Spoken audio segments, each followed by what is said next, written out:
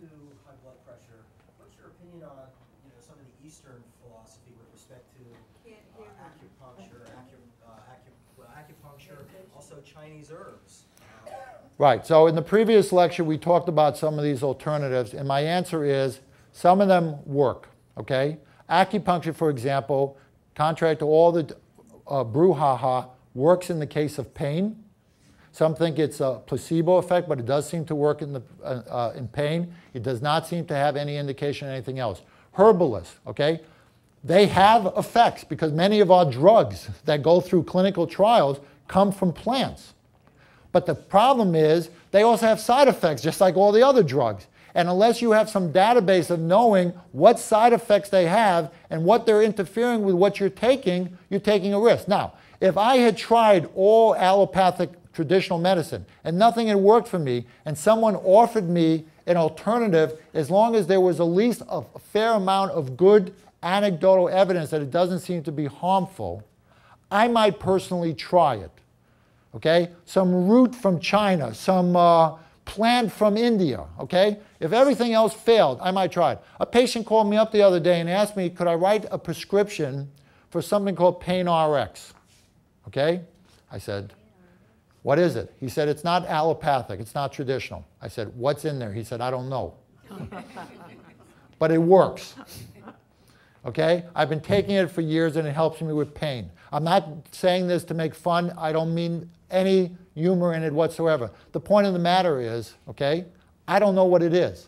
And even if I knew what it was, I don't know if it would work because there's not good studies on everything. In other words, there's a lot of roots and plants that have been around for thousands of years and used by Chinese medicine that simply have not gone through rigorous studies. So we really don't know whether they work or they don't work.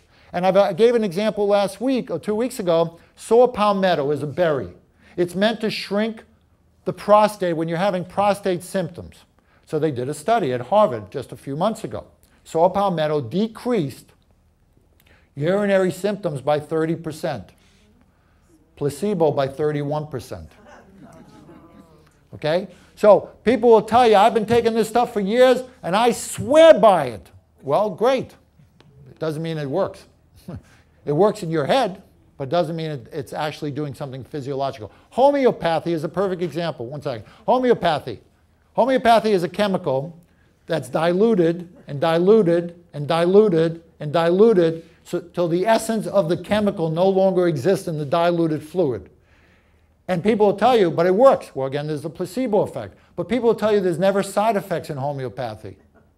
Well, of course not, because you're just drinking water, unless there's a side effect to drinking water. So just because somebody calls it a science and they claim that they've gotten benefits, unless you do what's called a randomized controlled study, which is the gold standard, you really don't know. And so when you do Chinese herbal medicine, you're just taking a chance. You know, we take chances sometimes crossing the street against a red light because we're in a rush to get to the other side. You got to weigh the risk and benefits of trying these alternative things. Yes? What about meditation and biofeedback for blood pressure? I think biofeedback is a workable solution. I think it puts you in touch with your breathing. And I think that in the hands of a good practitioner, biofeedback can work. Medication in terms of meditation. The studies on yoga, for example, show that yoga only works for flexibility, does not work for meditation. So are there forms of meditation that works? I'm sure there are. I'm not personally greatly familiar with it. I have a certified yoga instructor on our staff who does meditation with people, but I'm not an expert in it, so I can't speak to it. Yes? To take good blood pressure at home, do you have a special machine you would recommend, and where do you get it? I don't, but one of the things is there's something called white coat hypertension. Okay? When you go to the doctor's office, your blood pressure goes up, and that's why it is advisable to have a good blood pressure machine at the home. Okay, but I think the one that's Omnicron is considered one of the better ones, but again, I can't speak to the reliability. All right, let me just get through this, and then I'll keep asking questions. I may not get to the end of the lecture if I don't keep going. All right, one more question. Where does yogurt come into our diet? Yogurt is probiotics. Probiotics have no value in our diet, okay, because you cannot change your intestinal flora very easily unless you have an infection or you're on antibiotics. So, and there's some people who are anti-dairy.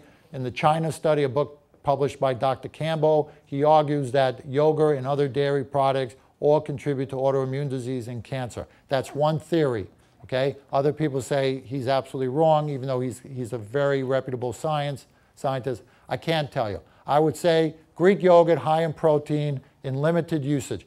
As you know, we're the only species on Earth that eats, drinks, touches milk products after breastfeeding. Okay, the only species on Earth. And that's why so many people are lactose intolerant, because from an evolutionary perspective, our bodies were not built to consume milk and milk products. All right, let me go on. Get a good night's rest, 7 to 8 hours. Exercise outside. Okay, remember we talked about the centenarians? They don't go to gyms. Fresh air, and listen, here in Florida, there's no excuse not to get outside. No excuse whatsoever. Take a class, okay? One of the things that's been proven to be very effective in holding off the symptoms of Alzheimer's and dementia is stimulating your brain. What better way to stimulate your brain and your body than maybe taking a CPR class? Maybe helping a friend or a husband or a wife or a spouse or neighbor who might have a cardiac event. So a great opportunity to take one of these types of classes. You stimulate your mind, you learn new information, and you also prepare yourself in case of emergency. Drop a few pounds the right way, okay? The right way, in my opinion, is not Weight Watchers and Jenny Craig and Nutrisystems, okay, all these fad diets. I sent out an email blast the other day that said, why doesn't Weight Watchers give medical advice? And the tagline was, because they can't.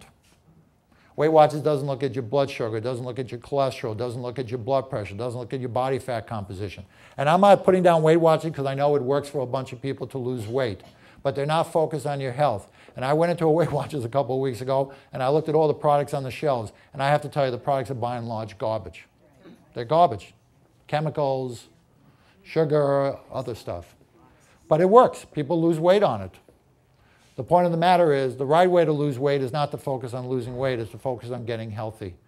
Get outside, exercise, manage your stress better, eat appropriately, and obviously you're not going to do anything based on what I say. That's why I built the center where there's a nutritionist who can give you a food plan, an exercise physiologist who can give you an exercise plan, and a psychologist who can help you cope with the stress and the grief and the depression. Okay. Socialize. Remember, big factor in longevity, and it's true in dementia. Get out there. Exercise. Get with people. And it doesn't hurt to also dance. It could be a slow dance, or it could be a little bit faster dance. Right? But dance. Okay, here's a study just came out a couple of weeks ago.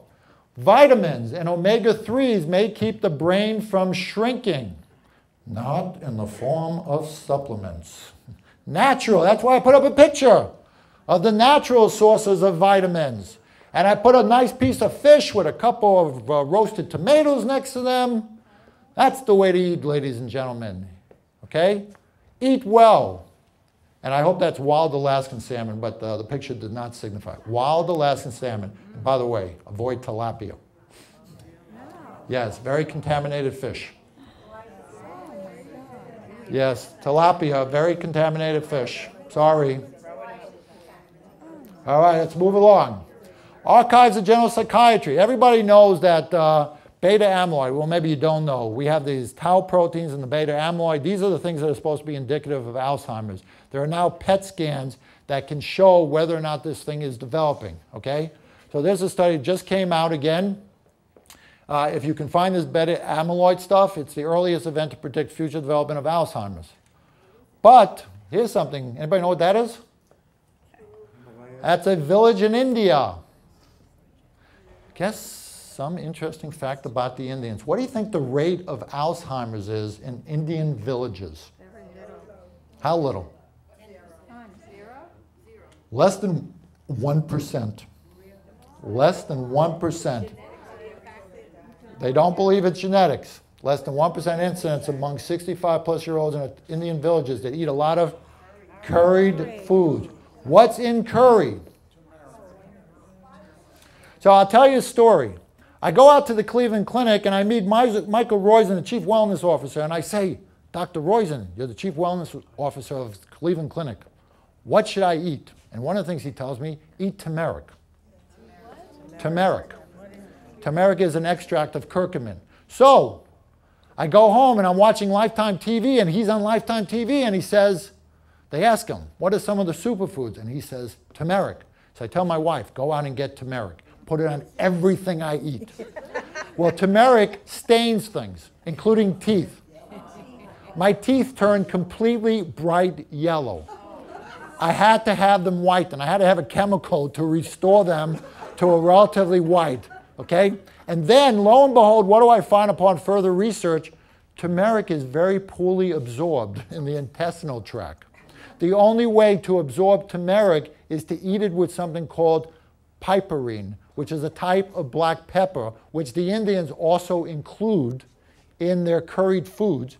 And in fact, this may be the most important information today, turmeric plus piperine is shown in some studies, not great studies, not definitive studies, to reduce this apolipoprotein E, which is also associated with diabetes, which the Indians also have a very low incidence of.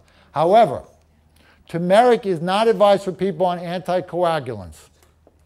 You have to check with your doctor. It can interfere with the anticoagulant, and the piperine can interfere with drugs like dilantin, propranolol, Inderal, and theophylline. Theophylline is an asthma treatment. Propranolol is a beta blocker. So it doesn't interfere with baby asthma. Yes? Yeah, what about the spice? What does it do to the esophageal area and to the stomach? I don't know, but it's supposed to have very little side effects. Well, you mix it with your food. Okay? It's not a very spicy food in terms of ingestion. Trust me, I had a lot of it. My teeth did not turn yellow in one day. Okay, it's a powder. Mix it with your food. Go Indian. What's that? I think, look, you know I'm not a big fan of pills. And I'm definitely not a big fan of running out and buying things and sprinkling on your food. But this curcumin and turmeric really seems to have something unique about it. And again, I'm not giving you medical advice. I'm telling you that I told my wife again, get the turmeric with the piperine, but mix it better in the food so my teeth don't turn yellow again. Because I really think there may be something special. Everybody uses the thing superfood. I don't believe in this concept of superfood because it makes it have some mythical quality. But turmeric might actually have some mythical quality. Where do you get it? Where do you buy it? You can buy it in any supermarket, spices. It's a spice. That I don't know. We got to go find the piperine. But I think you can find it also in a spice store. All right, moving along. So here's a cute little thing. Whatever happened to our sexual relations, the husband says. And the wife says, I don't know. I don't even think we got a holiday card from them this year.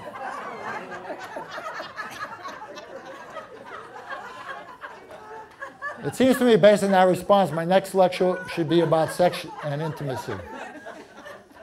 All right, so now I'm happy to take questions. Okay, this is just one last slide I made. I call it the heaven can wait slide, but your Medicare annual wellness visit shouldn't. So please, thank you to all of you who've already come in and allowed us to try to help you. Okay, to the rest of you, I urge you, if you don't want to come to us, go get your annual wellness visit. We're happy to do it, but please have that conversation with your doctor and find out what you can do to avoid dementia, avoid all kind of other diseases, diabetes, heart disease, etc.